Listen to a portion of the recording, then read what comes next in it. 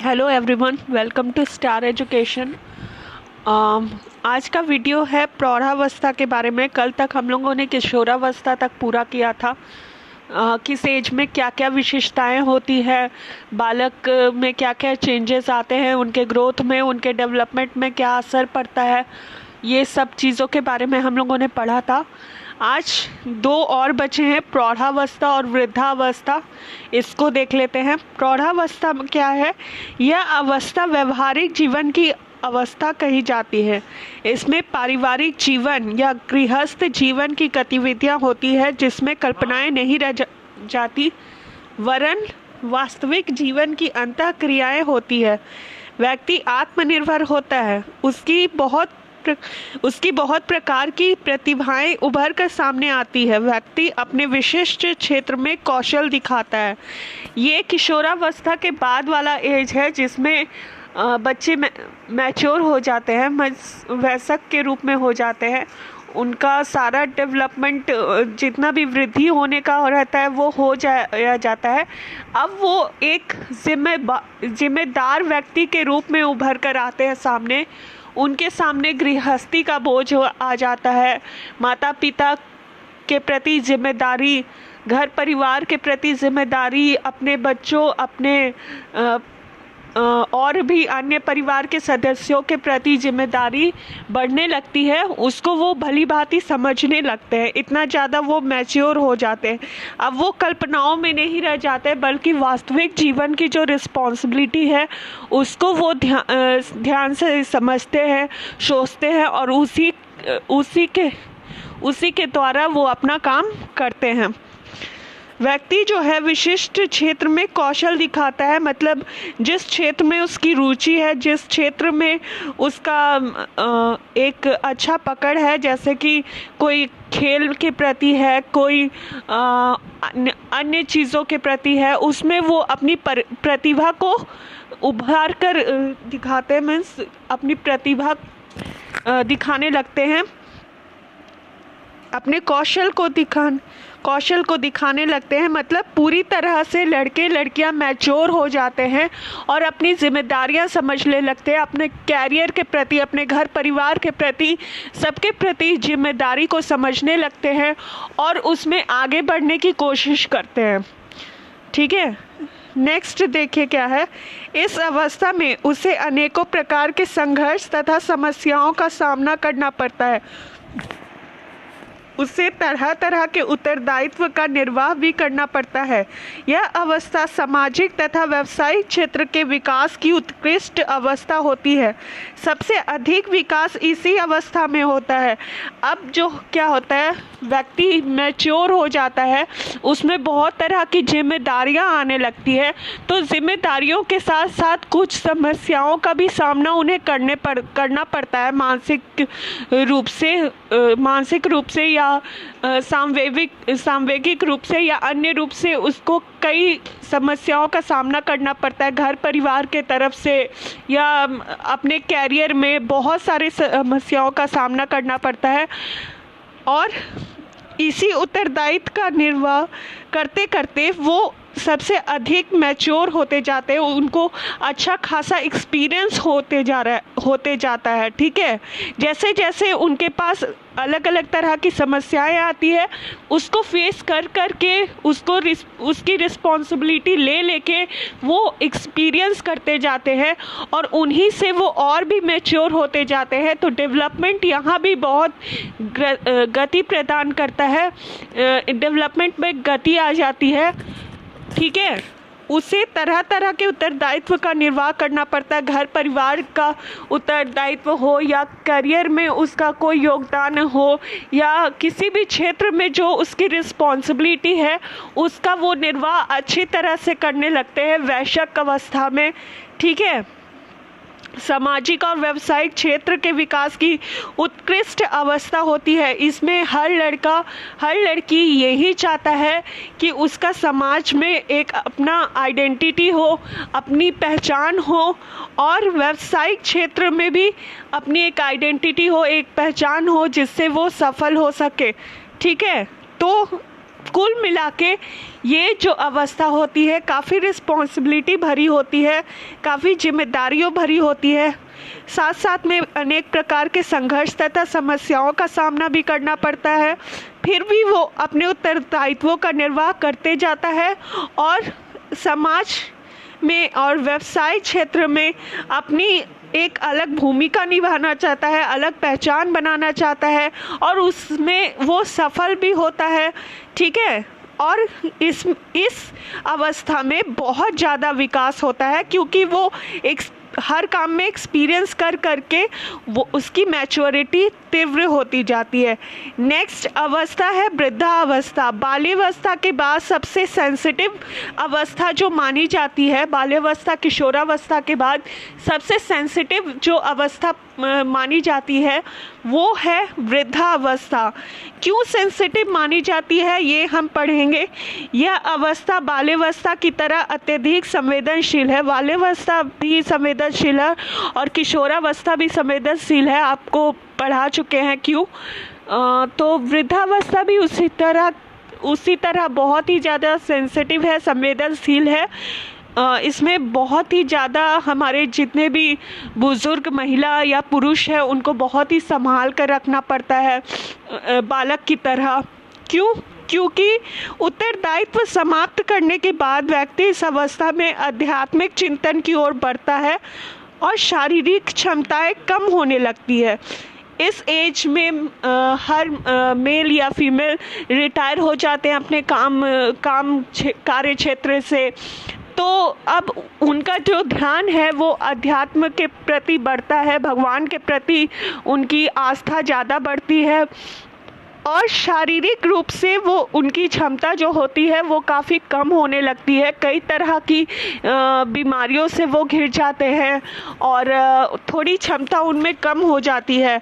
स्मरण शक्ति का कमज़ोर हो जाना, निर्णय की क्षमता में कमी जैसे लक्षण दिखाई देने लगते हैं। वृद्धावस्था में समायोजन का भी अभाव पाया जाता है, क्योंकि नई पीढ़ी के साथ उसके मूल्यों का टकराव भी होता है। कभी कभी अपने को असहाय एवं उपेक्षित भी अनुभव करते हैं, है ना। जैसा कि मैंने बोला कि काफ़ी सेंसिटिव ये एज होता है, तो इसमें स्मरण शक्ति जो है कमज़ोर होने लगती है, क्योंकि बहुत सारी शारीरिक अक्षमताएं आने लगती है, तो स्मरण शक्ति कमज़ोर हो जाती है। ठीक है, मेमोरी पावर जो है वो कम हो जाने लगता है, निर्णय की क्षमता में कमज़ोर हो जाती है। जब स्मरण शक्ति कमज़ोर हो गई, इसका मतलब मानसिक रूप से थोड़ा मानसिक रूप से उनकी क्षमताएं थोड़ी कम होने लगती है, जिसके वजह से वो किसी कार्य में निर्णय अच्छे तरह से नहीं ले पाते हैं या समायोजन में काफ़ी अभाव आता है। वो अपने नेक्स्ट जनरेशन के साथ एडजस्टमेंट नहीं कर पाते हैं, क्योंकि जैसा कि हम जानते हैं कि दो अलग अलग जनरेशन के विचार जो होते हैं, उनके मूल्य जो होते हैं, उन दोनों के थॉट जो होते हैं वो बिल्कुल डिफरेंट होते हैं। ठीक है, तो इस डिफरेंस के वजह से कभी कभी क्या होता है कि हमारे विचार, हमारे मूल्य नेक्स्ट उन जनरेशन के साथ नहीं मिल पाते हैं। हमारे जो बुजुर्ग होते हैं उनके साथ हमारे तर्क वितर्क हो जाते हैं थॉट को लेकर, क्योंकि उनमें कोई मिलान नहीं हो पाता, हम लोग का थॉट एक जैसा नहीं मिल पाता है। ठीक है, जिसकी वजह से वो एडजस्ट नहीं कर पाते हैं और कभी कभी इसी वजह से वो अपने आप को काफ़ी असहाय समझने लगते हैं, बिल्कुल अकेला समझने लगते हैं। ठीक है, तो इसीलिए ये काफ़ी संवेदनशील है कि इसमें अपने जितने भी बुजुर्ग हैं उनको काफ़ी अच्छे से रखना पड़ता है। उनको इस बात का अनुभव नहीं कराना होता है कि अब वो काफ़ी कमज़ोर हो गए हैं, अब वो कोई काम नहीं कर सकते या अब वो असहाय हैं या उपेक्षित है। इसका अनुभव उनको नहीं करवाना चाहिए, लेकिन ये सब चीज़ें इस अवस्था में दिखाई देने लगते हैं। वृद्धावस्था में तरह तरह के शारीरिक मानसिक परिवर्तन होते हैं। बीमारियां भी इस अवस्था में अधिक होती है। ठीक है, जैसे जैसे वृद्धावस्था की ओर व्यक्ति बढ़ने लगता है वैसे ही वैसे शारीरिक और मानसिक परिवर्तन आने लगते हैं। दोनों की क्षमता बहुत कम होने लगती है। बीमारी जो है वो इस अवस्था में घेर लेती है। तरह तरह के बीमारी का चपेट में आ जाते हैं व्यक्ति। तनाव, उच्च रक्तचाप, ज्ञानेंद्रियां तथा कर्मेंद्रियों की क्षमता तथा शक्ति की कमी के लक्षण दिखाई देते हैं। इस तरह के कई बीमारियों का शिकार हो जाते हैं व्यक्ति। ठीक है, क्योंकि उनकी शारीरिक और मानसिक क्षमता काफ़ी कम होने लगती है। नेक्स्ट है, देखिए ये वृद्धावस्था तक मैंने बता दिया कि क्या क्या डेवलपमेंट में प्रभाव पड़ता है। ठीक है, शुरू में बालक जब होता है तो उसका डेवलपमेंट कुछ और होता है। धीरे धीरे वो डेवलपमेंट और ग्रोथ में कमी आने लगती है। तो ये कुछ विशेषताएं थी हर अवस्था की जिसको मैंने आज बताया, और यहाँ तक अवस्था ख़त्म होता है। नेक्स्ट जो था मैंने बताया था कि अधिगम पढ़ाना है। अधिगम इसलिए क्योंकि हम लोग विकास और वृद्धि पढ़ रहे थे, तो विकास का अधिगम में क्या प्रभाव पड़ता है ये हम थोड़ा सा देख लेते हैं। वो सेक्शन छूट गया था अवस्था वाला, तो उसको मैंने इसमें ऐड कर लिया है। अब हम अधिगम का देख लेते हैं। अधिगम मीन्स लर्निंग होता है। अधिगम का अर्थ होता है सीखना, किसी कार्य को सीखना। अधिगम एक प्रक्रिया है जो जीवन पर्यंत चलती रहती है एवं जिसके द्वारा हम कुछ ज्ञान अर्जित करते हैं या जिसके द्वारा हमारे व्यवहार में परिवर्तन होता है। ठीक है, तो ये एक बहुत ही यहाँ पे इम्पॉर्टेंट चीज़ हमें बताया गया है। लर्निंग क्या है? तो एक प्रक्रिया है जो जीवन पर्यंत चलती है। हमेशा बाल्यावस्था से लेकर वृद्धावस्था तक हम कुछ ना कुछ नया एक्सपीरियंस करते रहते हैं, कुछ ना कुछ नया सीखते रहते हैं, और वो सीखने के बाद हमारे व्यवहार में कुछ नयापन आता है, कुछ परिवर्तन आता है। उसी को हम अधिगम कहते हैं। जिस कार्य को करने के बाद हमारे व्यवहार में परिवर्तन आए उसको ही हम अधिगम कहते हैं। ठीक है, ये जीवन पर्यंत चलता है। सीखना कभी समाप्त नहीं होता। शुरू से जन्म से लेकर वृद्धावस्था तक हम कुछ ना कुछ नया सीखते रहते हैं, कुछ ना कुछ नया अनुभव करते रहते हैं, और कुछ ना कुछ हमारे व्यवहार में परिवर्तन आता ही है। तो अधिगम उसे कहते हैं जो अनुभव द्वारा हम सीखते हैं, अधिगम द्वारा प्रदान करते हैं, एक्सपीरियंस करते हैं, और उसके बाद हमारे व्यवहार में जो परिवर्तन आता है उसी को अधिगम कहते हैं। ठीक है, ऐसा ज्ञान जो कि अनुभव द्वारा हमें मिले और जिसके बाद हमारे व्यवहार में भी परिवर्तन हो। ठीक है, ऐसा नहीं हो कि वो सीख लिया और उसके बाद उसका कोई यूज़ नहीं है, उसके बाद कुछ ना कुछ उसको हम यूटिलाइज करें, तब जाके वो सीखना होगा। ठीक है, जैसे जन्म के तुरंत बाद से ही बालक सीखना प्रारंभ कर देता है। अधिगम व्यक्तित्व के सर्वांगीण विकास में सहायक होता है। जन्म के तुरंत बाद ही बालक सीखना लगता है। पहले वो क्या करता है कि घुटने के बल चलता है, फिर घुटने के बल से धीरे धीरे वो उठना चालू करता है, बार बार गिरता है, बार बार उठता है, बार बार गिरता है, बार बार उठता है, फिर चीज़ों को पकड़ पकड़ के वो चलता है। फिर एक दिन ऐसा आता है जब वो चलना सीख जाता है। तो वो जब गिरता है और फिर उठता है तो उसे अनुभव होता है कि हाँ, मैं कैसे अपने आप को स्टेबल करूँ। उन लोगों को इस बात का अनुभव होता है कि हम पकड़ के चलेंगे तो हम नहीं गिरेंगे, ऐसे चलेंगे तो गिर जाएंगे। तो उसी द्वारा वो अनुभव प्रदान करता है और उसी से वो सीखना चालू करता है कि कैसे चला जाता है। ठीक है, तो इन अनुभव द्वारा जन्म के तुरंत बाद ही बालक सीखना प्रारंभ कर देता है। अधिगम जो है वो व्यक्तित्व के सर्वांगीण विकास में भी सहायक होता है। जैसा कि हम लोगों ने अभी पढ़ा कि ये जीवन पर्यंत चलता रहता है, और जीवन पर्यंत चल के जो सीखना हम लोग जो चीज़ हम सीखते हैं उससे हमारे व्यवहार में परिवर्तन भी आता है। तो ये हमारे व्यक्तित्व को और निखार लाता है, जिसके वजह से हमारा सर्वांगीण विकास होता है। हम हर क्षेत्र में डेवलपमेंट कर सकते हैं। इसीलिए इस लाइन में कहा गया है कि अधिगम जो है हमारे व्यक्तित्व के सर्वांगीण विकास में सहायक होता है। इसके द्वारा जीवन के लक्ष्यों को प्राप्त करने में सहायता मिलती है। सीखना किस लिए हम लोग सीखते हैं कि फ्यूचर में उसका कुछ यूटिलाइजेशन हो, है ना। जैसे कि हम लोग कंप्यूटर सीखते हैं तो आगे चलकर कंप्यूटर का डिमांड है, यूज़ है, तभी तो हम उसको सीखते हैं ना। इसीलिए इसके द्वारा हम अपने द्वारा जीवन के लक्ष्यों को हम प्राप्त करने के लिए ही सीखते हैं, ठीक है। उसमें उसकी सहायता मिलती है, अधिगम से सहायता मिलती है अपने लक्ष्यों को प्राप्त करने के लिए।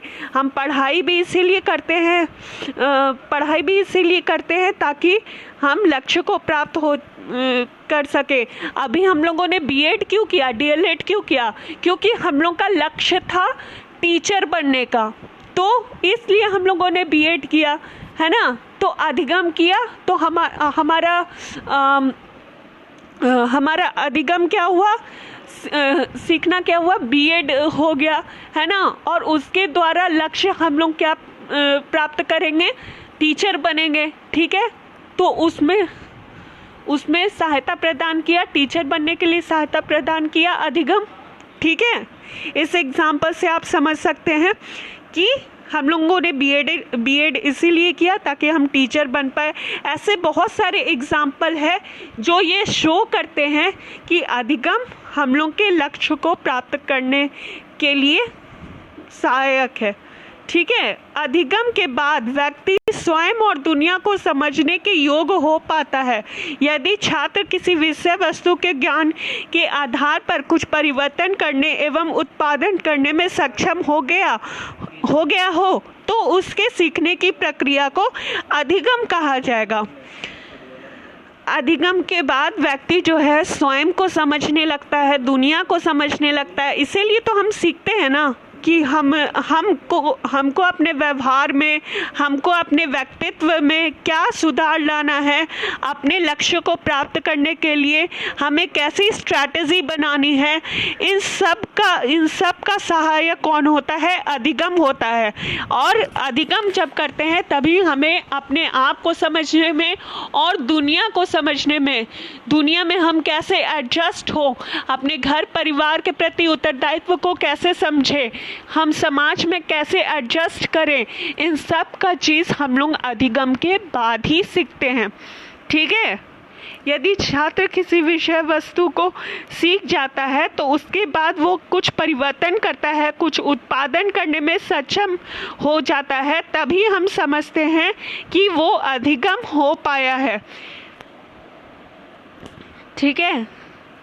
अधिगम के संदर्भ में विद्वानों द्वारा कुछ परिभाषाएं निम्न प्रकार दी गई हैं। ये देखिए, ये सब जो दिया हुआ रहता है ना मनोवैज्ञानिक के अनुसार, ये सब आप लोग याद किया कीजिए।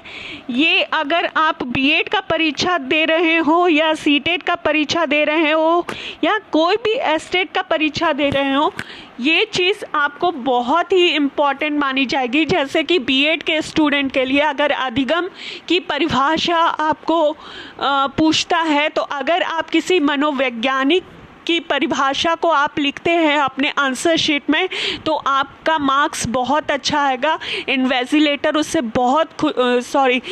जो चेक करेगा कॉपी वो बहुत खुश होगा और बहुत अच्छा मार्क्स देगा। सीटेट में भी मनोवैज्ञानिक के अनुसार आपको परिभाषाएं पूछी जाती है, जैसे कि आपको बोल देगा कि अनुभव द्वारा व्यवहार में रूपांतर लाना ही अधिगम है। यह परिभाषा, अधिगम की यह परिभाषा किसके द्वारा दी गई है, और ऑप्शन दे देगा, A gates, B crow and crow, और दो अन्य मनोवैज्ञानिक का नाम दे देगा। तो आप क्या लिखोगे, गेट्स लिखोगे, तो ये अगर आपको याद रहेगा तभी ये हो पाएगा।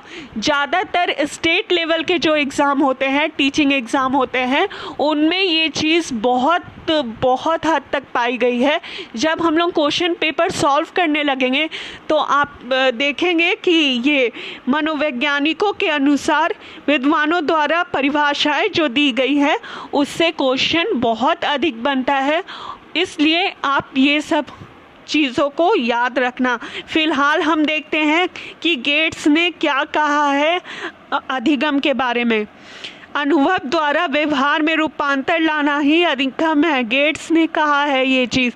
वैसा अधिगम, वैसा सीखना जो हम अनुभव के द्वारा प्रदान करते हैं और फिर व्यवहार में रूपांतर लाते हैं, मीन्स फिर उसको अपने व्यवहार में सम्मिलित करते हैं, उसी को अधिगम कहा गया है। ये किसने कहा है? गेट्स ने कहा है। ठीक है, नेक्स्ट जो है क्रो एवं क्रो के अनुसार सीखना आदतों, ज्ञान एवं अभिवृत्तियों का अध्ययन है। सीखना क्या है? आदत, अच्छी आदत, बुरी आदत, दो तरह की आदत होती है। अगर हम कोई बुरी आदत सीखे हैं तो वो भी सीखने ही का पार्ट है। तो सीखना जो है वो आदतों, ज्ञान एवं अभिवृत्तियों का अर्जन है। ठीक है, इसमें कार्यों का करने के नवीन तरीके सम्मिलित हैं और इसकी शुरुआत व्यक्ति द्वारा किसी भी बाधा को दूर करने अथवा नवीन परिस्थितियों में अपने समायोजन को लेकर होती है। इसके माध्यम से व्यवहार में उत्तरोत्तर परिवर्तन होता रहता है। यह व्यक्ति को अपने अभिप्राय अथवा लक्ष्य को पाने में समर्थ बनाती है। इसमें जो है अधिगम में जो है हम किसी कार्य को नवीन तरीके से, नए तरीके से कैसे कर सकते हैं वो सीखते हैं। फिर इसकी शुरुआत व्यक्ति द्वारा किसी भी बाधा को दूर करने के लिए होता है। जैसे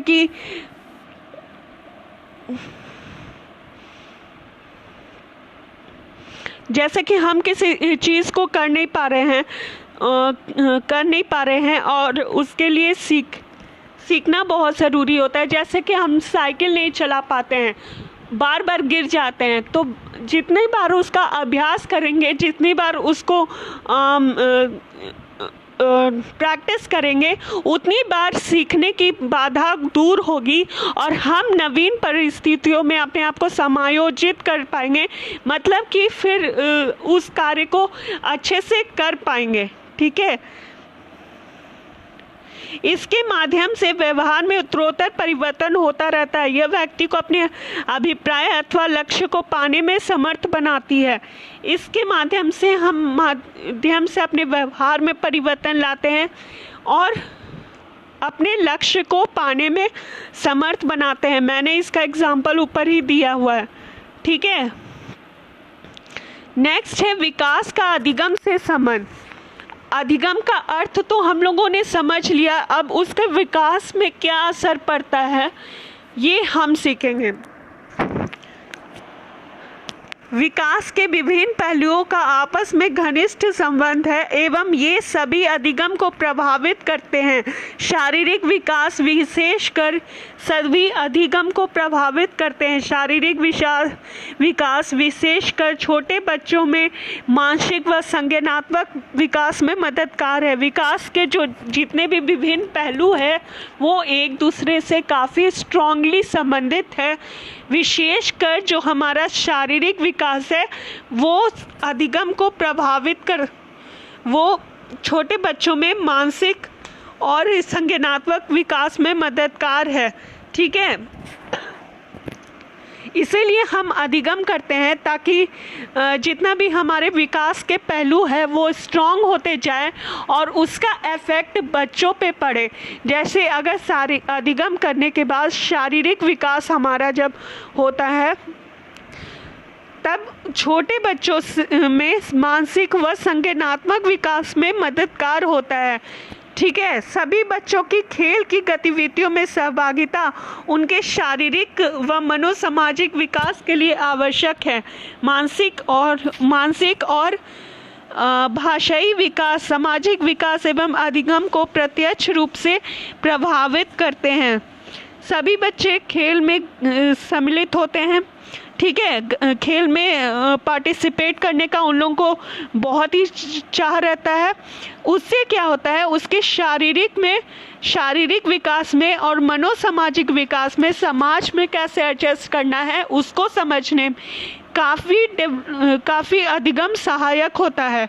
मानसिक और भाषाई विकास, सामाजिक विकास एवं अधिगम को प्रत्यक्ष रूप से प्रभावित करता है। बालकों का जो मानसिक विकास होता है, भाषा का विकास होता है या सामाजिक विकास जो होता है, वो अधिगम को प्रत्यक्ष रूप से प्रभावित करता है। जैसा उसका मानसिक स्थिति रहेगा, जैसा उसका भाषा रहेगा, जैसा वो समाज रहेगा, वैसे ही उसका अधिगम रहेगा। अगर मान लीजिए भाषाई विकास नहीं हुआ है तो वो अधिगम नहीं कर पाएगा। मानसिक विकास नहीं हुआ है तो अधिगम के प्रति उसको समझदारी नहीं आएगी, ठीक है।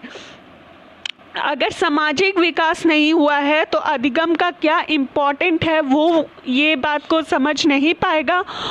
इसलिए अधिगम का मानसिक, भाषा और सामाजिक विकास जो होता है वो अधिगम को प्रभावित करता है।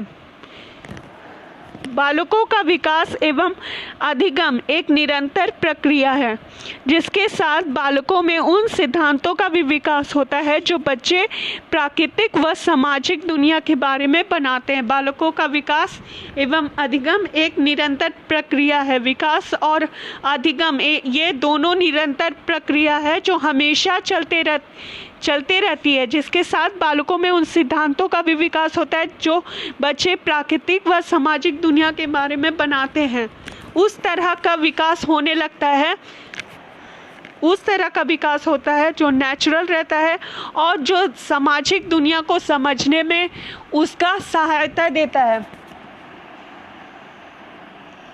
ठीक है। वैसे सिद्धांतों का विकास हो जाता है जो प्राकृतिक व सामाजिक दुनिया के बारे में उसको समझने में सहायता प्रदान करे। अर्थ निकालना, अमूर्त सोच मतलब तार्किक चिंतन की क्षमता विकसित करना, विवेचन व कार्य अधिगम की प्रक्रिया के सर्वाधिक महत्वपूर्ण पहलू है। अधिगम क्यों जरूरी है? तो किसी भी चीज़ का अर्थ निकालना, किसी भी सेंटेंस का अर्थ निकालना की सोचने समझने की शक्ति, तार्किक चिंतन, विवेचना व कार्य अधिगम की प्रक्रिया के सर्वाधिक महत्वपूर्ण पहलू है। ये जितने भी चीज़ यहाँ दिए हुए हैं, अर्थ निकालना या अमूर्त चिंतन ये अमूर्त चिंतन, विवेचना, कार्य मीन्स डिस्कशन हो गया, वर्क हो गया, डिस्कशन हो गया, वर्क हो गया, अर्थ निकालना हो गया या तार्किक चिंतन हो गया। ये सब जो है वो अधिगम का पार्ट है। बिना अधिगम के इस डेवलपमेंट का होना नामुमकिन है। तो अगर आपको क्वेश्चन पूछा जाएगा कि अधिगम की प्रक्रिया के सर्वाधिक महत्वपूर्ण पहलू निम्नलिखित में से कौन कौन से हैं, तो अर्थ निकालना के साथ अगर 3 अन्य ऑप्शन दे देंगे तो आपको देखना रहेगा कि कौन सा एप्रोप्रिएट है, ठीक है। कभी कभी क्या होता है, कुछ ऐसे वर्ड दे देते हैं जो आपको लगता है कि एप्रोप्रिएट है लेकिन वो रहता नहीं है। तो इस चीज़ का आप अच्छे से अध्ययन कर लेंगे कि अर्थ निकालना और तार्किक चिंतन करना और डिस्कशन करना, काम करना, ये सब अधिगम से बहुत प्रभावित होते हैं। और इस ऑप्शन को याद रखेंगे तो क्वेश्चन सही होगा। तो ये महत्वपूर्ण पहलू है अधिगम का, इसको आप याद रखें। बच्चे व्यक्तिगत स्तर पर एवं दूसरे से भी विभिन्न तरीके से सीखते हैं। अनुभव के माध्यम से, स्वयं चीज़ें करने व स्वयं बनाने से, प्रयोग करने से, पढ़ने से, विमर्श करने से, पूछने से, सुनने से, उस पर सोचने व मनन करने से तथा गतिविधि या लेखन के जरिए अभिव्यक्त करने से अपने विकास के मार्ग पर उन्हें इस प्रकार के अवसर मिलने चाहिए। अधिगम का अर्थ सिर्फ ये नहीं है कि लिखना या पढ़ना। अधिगम कई तरह के हो सकते हैं। उनमें से क्या क्या है, तो एक दूसरे से विभिन्न तरीकों से, विभिन्न अनुभवों से, है ना, जैसे स्वयं चीज़ें करके, किसी चीज़ को प्रैक्टिकली करके वो सीख सकते हैं। जैसे मान लीजिए स्वयं चीज़ें करने से मतलब बिना सहायता के वो किसी भी चीज़ को खुद कर सकते हैं। स्वयं बनाने से या प्रयोग करने से। मान लीजिए बच्चे ने एक पौधा लगाया, छोटा पौधा लगाया, तो उसमें क्या क्या प्रोसेस हुआ। पहले गमला लाया गया, पहले पौधा लाया गया, फिर उसमें मिट्टी भरा गया, फिर उसमें पौधा लगाया गया, फिर उसमें पानी डाला गया, है ना, किसी ऐसे स्थान में रखा गया जहाँ से धूप की रोशनी आ सके। तो ये कार्य वो खुद से अगर जब करेगा तभी समझ में आएगा कि हाँ, पौधा इस तरह से लगाते हैं। तो इस तरह से स्वयं चीज़ें करके भी, स्वयं चीज़ें स्वयं बनाने से अब बहुत सारी क्रिएटिव वर्क आ गए हैं हम लोगों के स्कूल, हमारे विद्यालय में। बहुत सारे विद्यालय में आप देखेंगे बहुत सारे क्रिएटिव वर्क होंगे, जैसे कटिंग होंगे, कटिंग पेपर्स, और भी पेंटिंग, ड्राइंग, ये सब वो जब बनाने लगते हैं तो खुद से वो सीखते हैं। ठीक है। फिर पढ़ने से, आपस में डिस्कशन करने से, टीचर से पूछने से, या किसी ऑडियो क्लिप के द्वारा आप किसी पोएम को सुनाते हैं तब, या उस पर सोचने व मनन करने से। किसी भी बात को आप सोचते हैं या सोचने के लिए बोलते हैं किसी बालक को, या पूछने के लिए बोलते हैं किसी बालक को, उससे भी उसके व्यक्तिगत स्तर में, उसके अधिगम में प्रभाव पड़ता है। और इस तरह के कई चीज़ें हैं जिसके द्वारा अधिगम हम कर सकते हैं, हम बालक को करवा सकते हैं। ठीक है। इस तरह विकास के मार्ग पर इन्हें अवसर मिलने चाहिए। ठीक है। ये यहाँ जो अधिगम के तरीके बताए गए हैं अनुभव के माध्यम से, स्वयं चीज़ें करके व स्वयं बनाने से, प्रयोग करने से, पढ़ने से, डिस्कस करने से, पूछने से, सुनने से, उस पर सोचने व मनन करने से, या किसी भी चीज़ को लिख कर बताने से। आप लोग उनको बोल सकते हो कि देखो, आप लोग गार्डन में ले जा सकते हो, गार्डन में बैठा के बच्चों को लिखवा सकते हैं। जैसे बहुत छोटे बच्चों को तो ये कार्य नहीं करवा सकते, लेकिन उनसे जो ऊपर के हैं या 4-5 के स्टूडेंट हैं, उनको बैठा के आप गार्डन पे लिखवा सकते हैं कि गार्डन के बारे में आप क्या जानते हो। तो जब वो लिखेगा तो अपनी भावना को वो प्रकट करेगा कि वो गार्डन में क्या क्या देखे हैं, गार्डन में क्या क्या होता है, गार्डन में हम लोग क्या क्या कर सकते हैं, बैठ सकते हैं, खेल सकते हैं। ये जब चीज़ें वो लिख के बताता है तो वो अनुभव द्वारा सीखता है। अनुभव द्वारा ये भी सीखना हो गया, इसीलिए ये भी अधिगम का एक बहुत महत्वपूर्ण पहलू हो गया। जब बालक ग्रुप बना के डिस्कशन करता है किसी बात को लेकर, जैसे कि बोलता है कि किसी पक्षी के बारे में बोला कि शिक्षक ने बता दिया कि मोर के बारे में बताइए, मोर के बारे में आपस में डिस्कशन कीजिए। तो बालकों ने बोला कि हाँ, मोर एक राष्ट्रीय पक्षी है, मोर का कलर इस तरह का होता है, उसके पंख का कलर इस तरह का होता है। तो जब ये आपस में डिस्कशन करता है तो उन लोगों के दिमाग में एक अनुभव सेट हो जाता है, एक पिक्चर सेट हो जाता है कि मोर का कैसा पिक्चर होता है, उसके माइंड में सेट हो जाता है। तो वो अनुभव द्वारा इस चीज़ को भी प्राप्त करता है, जिसके चलते हम उसको अधिगम कह सकते हैं। ठीक है। जब वो किसी चीज़ को पूछता है अपनी जिज्ञासा को दूर करने के लिए कि तारे आसमान में क्यों चमकते हैं, तारे छोटे क्यों दिखते हैं, कोई भी तरह का अगर क्वेश्चन वो आपसे पूछता है और आप जब उसका आंसर बताते हैं तो उससे भी उसे अनुभव प्रदान होता है और जिसके माध्यम से उसका अधिगम होता है। तो ये सारे चीज़ें दोस्तों अधिगम का पार्ट है।